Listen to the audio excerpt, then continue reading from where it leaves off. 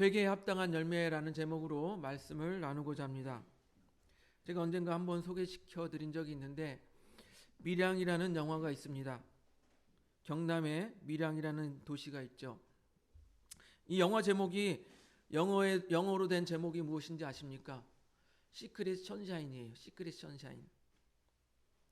이 전도연이라는 배우가 연기한 이 주인공 신혜라는 여자는요, 33세 과부가 되었어요. 젊은 나이에 남편을 잃고 아들과 고향 밀양에 내려와서 다시 새 삶을 살려고 하는 상황입니다. 그런데 이 주인공의 인생이 참으로 기구한 것이 이 남편을 그냥 잃어버린 것이 아니라 남편이 바람을 피다가 교통사고로 죽은 거예요. 어떤 상황인지 이해가 되십니까? 자기 내연녀와 바람을 피려고 차트하고 돌아다니다가 교통사고로 죽은 거예요. 이제 그거를 알게 된 것이죠. 그럼 여러분 생각해 보시기 바랍니다. 자기 남편이 죽은 것도 서운한데, 죽은 것도 억울하고 마음이 아픈데 남편이 바람핀 사실까지 알게 되었어요. 바람 피다가 죽게 된 걸 알게 되었어요. 여러분 기분이 어떨 것 같으세요? 예. 그러니까 이 주인공 신혜라는 여자는 아주 몸과 마음이 아주 가라앉고 만신창이가 되어서 고향 밀양이라는 곳에 내려와서 아주 새로운 삶을 살려고 하는 것입니다.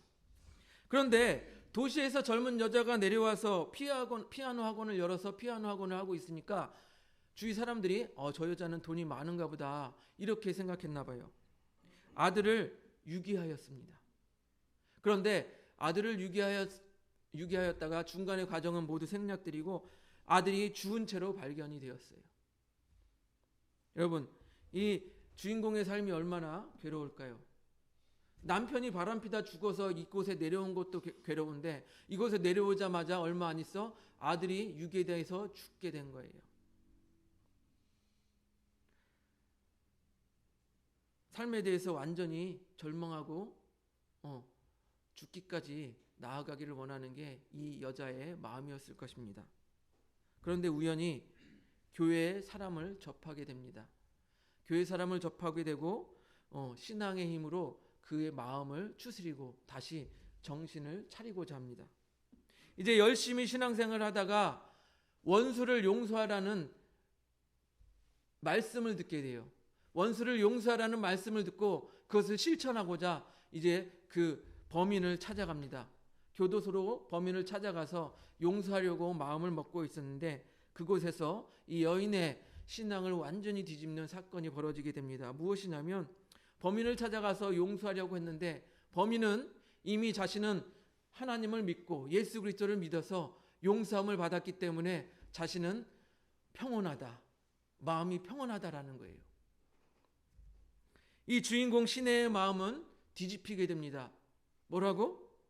나는 그동안 이렇게 힘들게 살았는데, 나는 용서하지도 않았는데 당신이 용서받았다고? 평안하다고? 이 신혜라는 주인공은 이제 자신의 신앙을 버리고 도망하려고 합니다. 그래서 교회에 돌을 던지고 도둑질도 하고 심지어는 교회 장로를 유혹하여서 불륜을 저지르기도 합니다. 여러분 이 영화의 스토리를 듣고 어떤 생각이 드십니까? 도대체 무엇이 잘못되었을까요?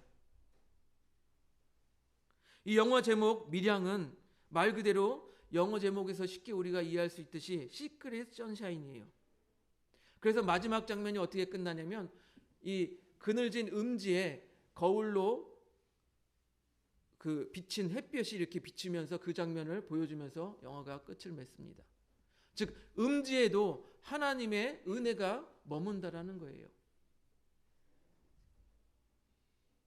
여러분 하나님의 사랑은 음지에도 비추어집니다.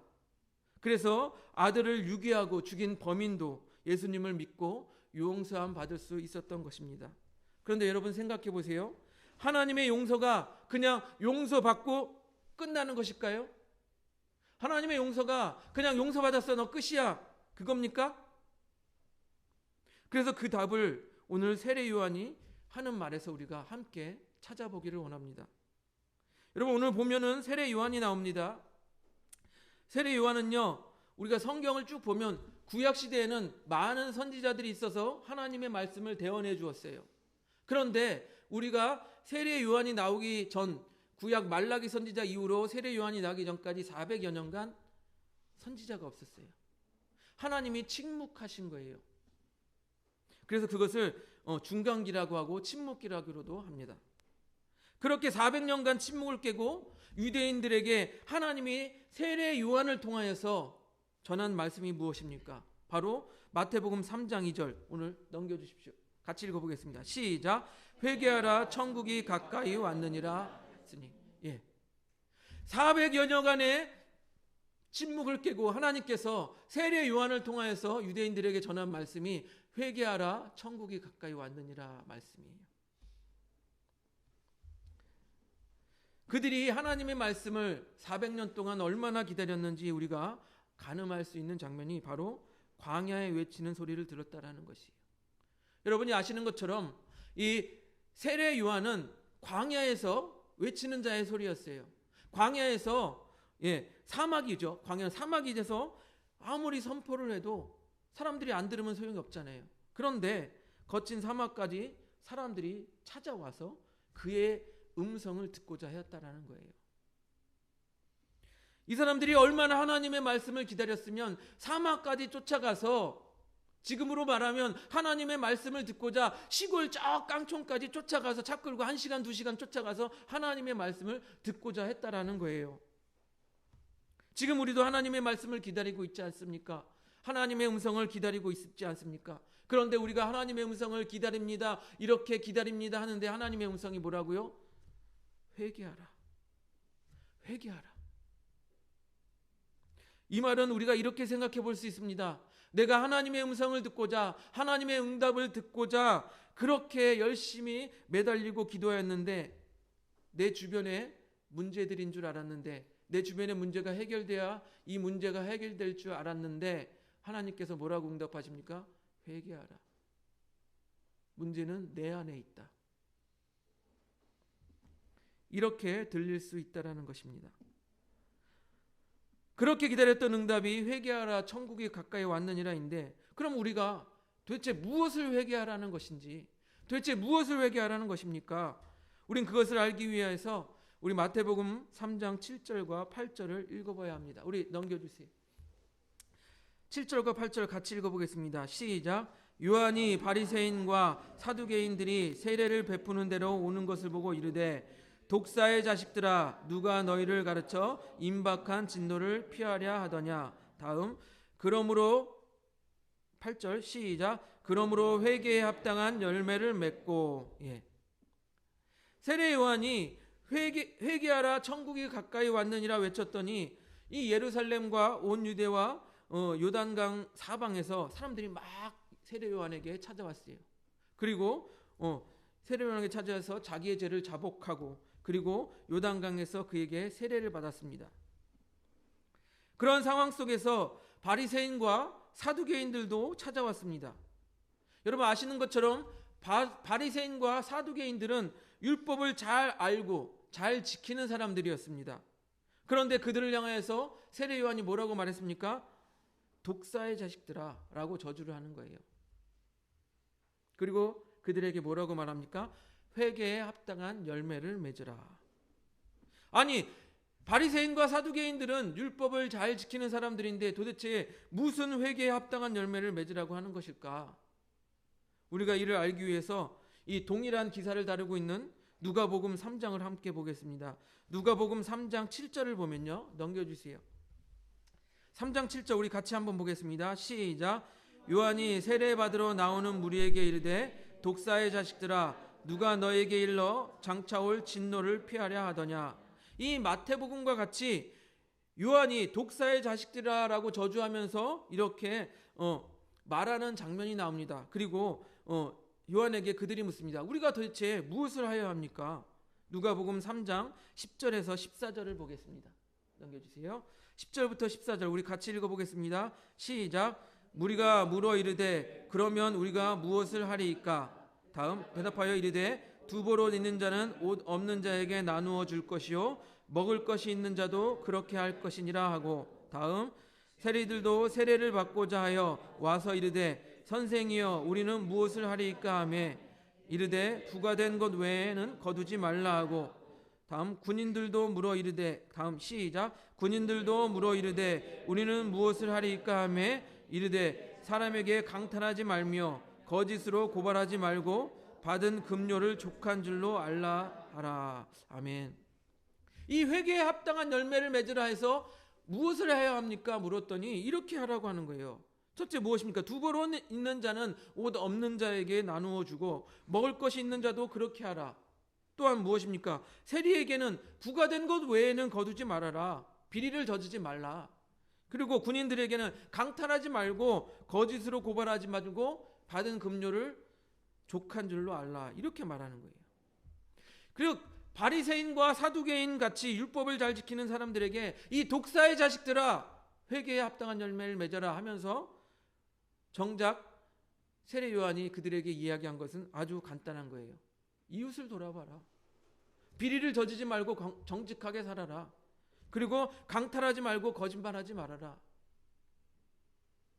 이 말은 어떻게 보면 너무나도 쉬운 것처럼 느껴집니다. 도덕 교과서에서도 볼 수 있는 것처럼 아주 쉬워요. 이웃을 돌아보고 비리를 저지르지 말고 정직하게 살고 강탈하지 말고 거짓말하지 말아라.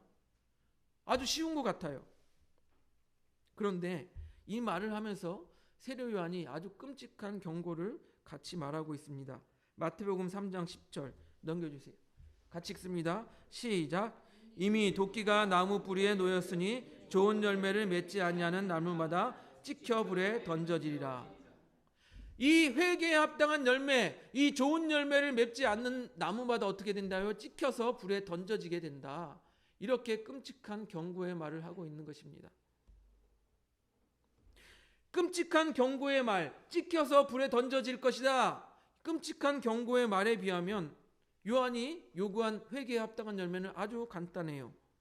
이웃을 돌아보고 비리를 저지르지 말고 정직하게 살고 거짓말하지 말고 강탈하지 말고. 바리새인과 사두개인들이 말하는 종교적인 율법, 아주 어려운 종교적인 율법이 아닌 아주 보통 사람들이 지키면서 살아야 될 아주 보편적인 그런 것을 이야기하고 있는 것입니다. 흔히 우리 그리스도인들은 내가 하나님을 믿고 예수 그리스도의 말씀대로 살아가기 위해서는 뭔가 내가 종교적이고 신비스러운 뭔가를 해야 되지 이렇게 생각하기 쉽습니다. 아니면 보통 사람들과는 다른 뭔가 초인적이고 뭔가 다른 사람들하고 다른 그런 모습으로 살아가야지 그렇게 생각을 합니다. 하지만 세례 요한은 뭐라고 말합니까? 너희들이 정직하게 살아라. 바르게 살아라. 어려운 사람 있으면 도와줘라. 아주 간단한 걸 이야기하고 있는 거예요. 자신의 직업과 생활 가운데 세리도 나왔죠. 군인도 나왔죠. 직업 생활 가운데 정직하게 살아라. 즉 무엇입니까? 우리가 직업에서 사회에서 생활하는 동안 정도를 지키고 바르게 살아라. 이게 세례 요한이 말하는 거예요. 그 외에 예수님과 사도 바울이 가르친 것도 어떻게 보면 이 세례 요한이 말한 것과 비슷한 것입니다. 어떤 종교적 특별한 의식과 행위를 이야기하기보다는 생활과 직업에 있어서 우리가 당연히 지켜야 될 원칙들을 주님도 말씀하시고 사도 바울도 계속적으로 말하고 있는 거예요. 그리고 언젠가 영국에서 유명한 성공의 목사인 존 스토트 목사님이 한국에 와서 이런 말을 했다고 합니다. 한국에는 미숙한 그리스도인들이 참 많은 것 같습니다. 미숙한 그리스도인이 참 많은 것 같습니다. 이게 무슨 말입니까? 한국에는 이렇게 크리스찬이 많은데 이게 무슨 말입니까? 한국에는 이렇게 크리스찬이 많음에도 불구하고 많은 그리스도인들이 기본적인 것조차 지키지 않고 살아가고 있다라고 말하고 있는 것이에요. 너무나도 충격적인 이야기입니다. 당시에는 영국과 비교되지 않을 만큼 한국에는 교인들도 많았고요. 또한 엄청난 큰 교회도 많이 있었어요. 그럼에도 불구하고 존 스토트 목사님은 한국에 와서 뭐라고 말합니까? 한국에는 미숙한 그리스도인이 많은 것 같습니다. 근데 지금도 비슷하잖아요.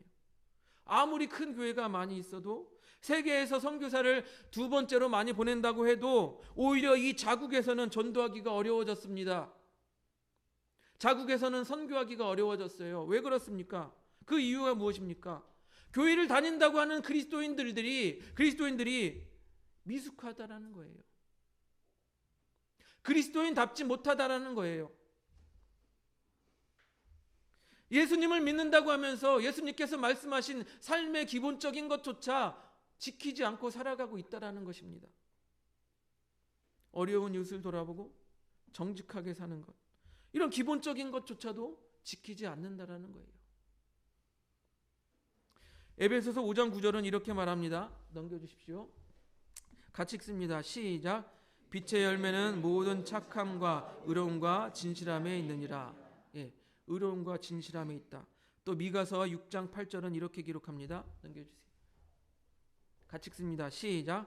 사람아, 주께서 선한 것이 무엇임을 내게 보이셨나니 여호와께서 내게 구하시는 것은 오직 정의를 행하며 인자를 사랑하며 겸손하게 내 하나님과 함께 행하는 것이 아니냐. 하나님께서 내게 구하는 것은 정의를 행하고 공의를 행하는 것입니다. 그렇습니다. 여호와께서 우리에게 구하시는 것이 이거예요.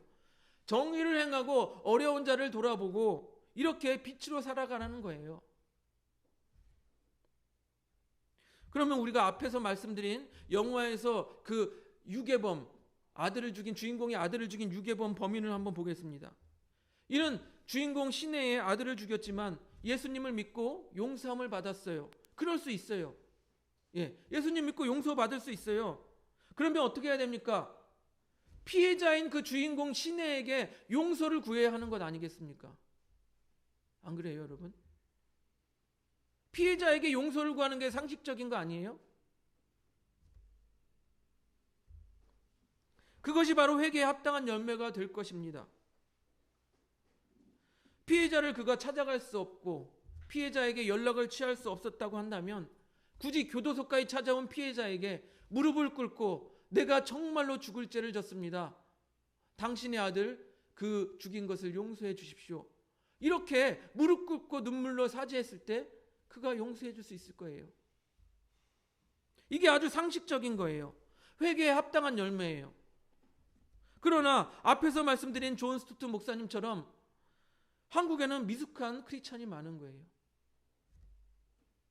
그래서 미숙하니까 하나님의 용서의 은혜를 함부로 남발을 해요.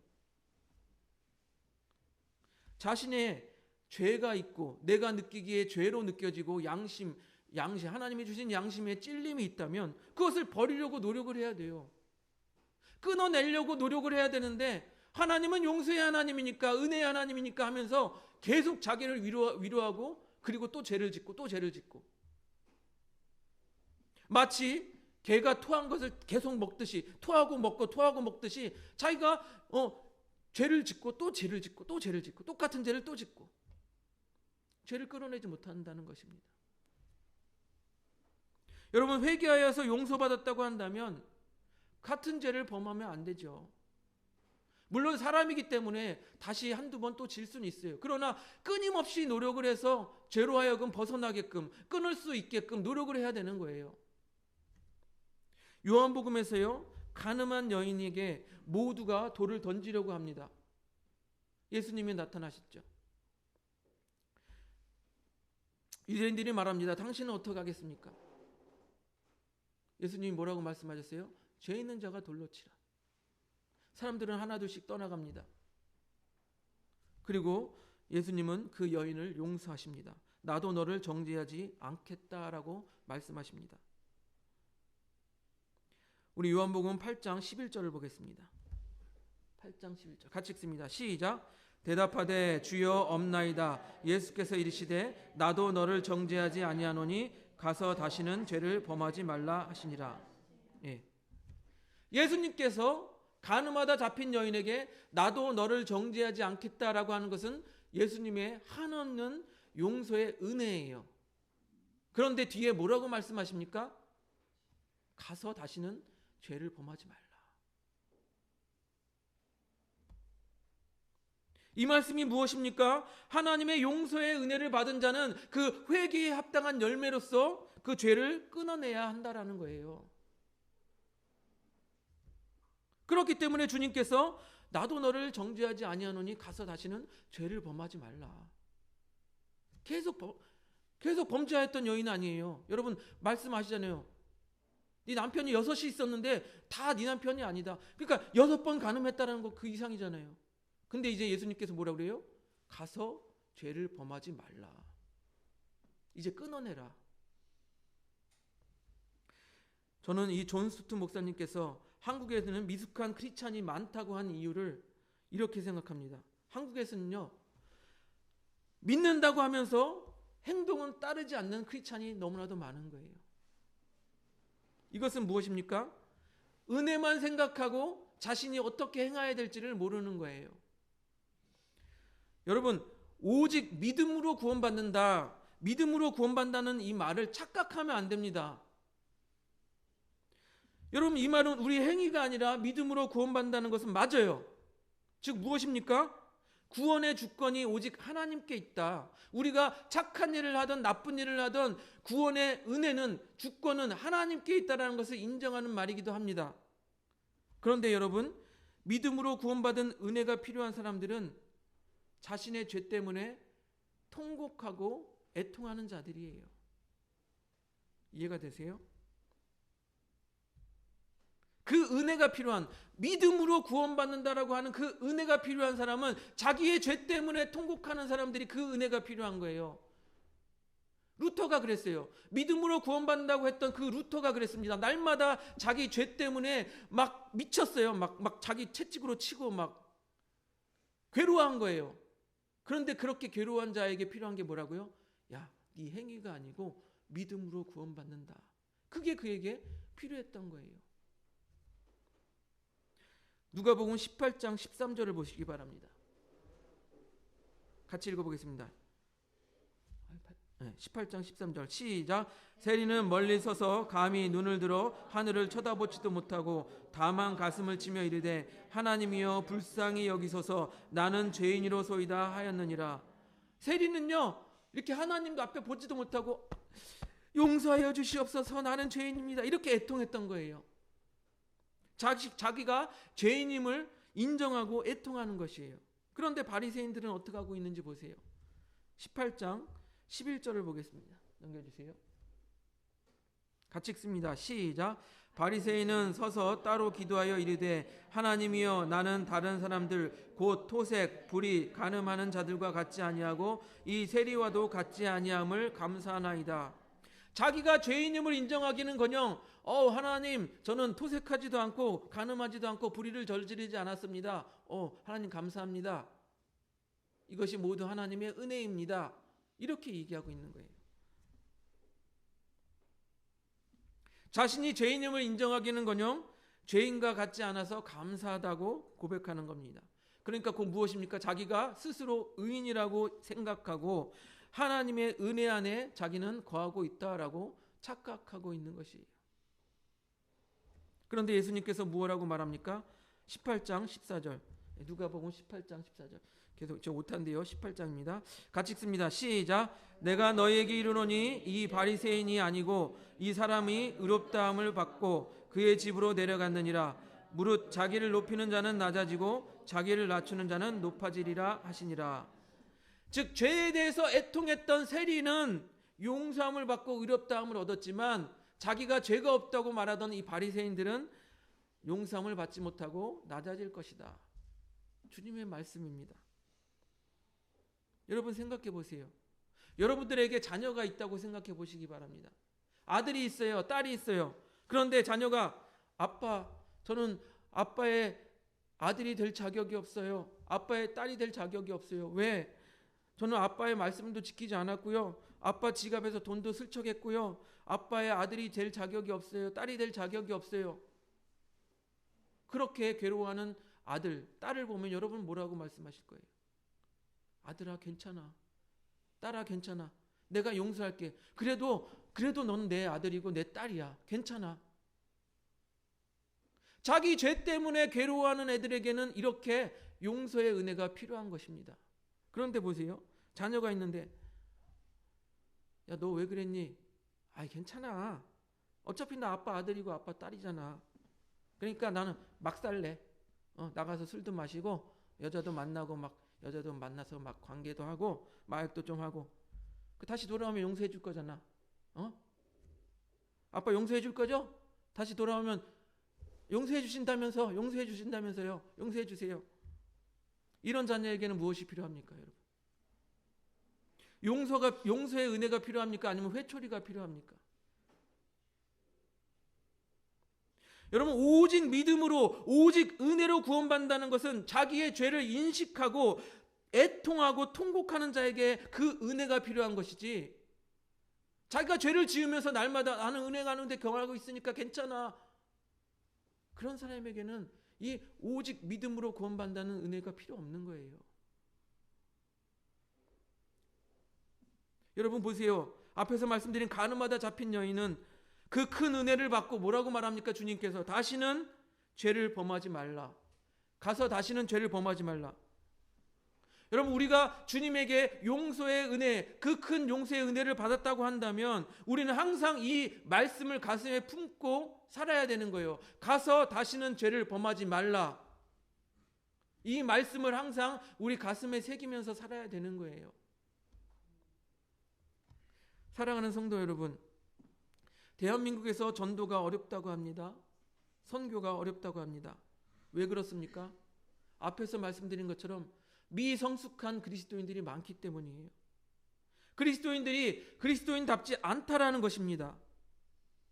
그럼에도 한국의 많은 교회를 다니는 그리스도인들은 자신의 행동은 돌아보지 않고 뭐라고 말합니까? 맨날 공감하시네, 나를 위로하시네 하면서 맨날 은혜 달라고 은혜에만 젖어 있어요. 이런 모습으로 우리도 은혜 달라고 하며 하나님의 음성을 기다리고 있지 않습니까? 그런 우리에게 이 400년의 공백을 깨고 세례요한은 이렇게 선포합니다. 회개하라, 천국이 가까이 왔느니라. 그리고 회개에 합당한 열매를 맺어라. 그런데 그 회개에 합당한 열매가 심오하고 매우 어려운 것이 아니라고 했습니다. 이 세상을 그리스도인답게 바르고 정직하게 살라고 하는 것입니다. 그리고 나아가서 다시는 자기가 회개했던 죄를 범하지 않으려고 치열하게 노력하는 거예요. 물론 죄를 한 번에 끊을 수 없을 수도 있다는 걸 알아요. 하지만 그것을 끊어내기 위해서 치열하게 노력해야 되는 거예요. 그렇게 우리의 삶을 돌아보고 회개에 합당한 열매를 맺으며 살아가시는 우리 하늘봄 교회 성도님들이 되시기를 주님의 이름으로 축복드립니다.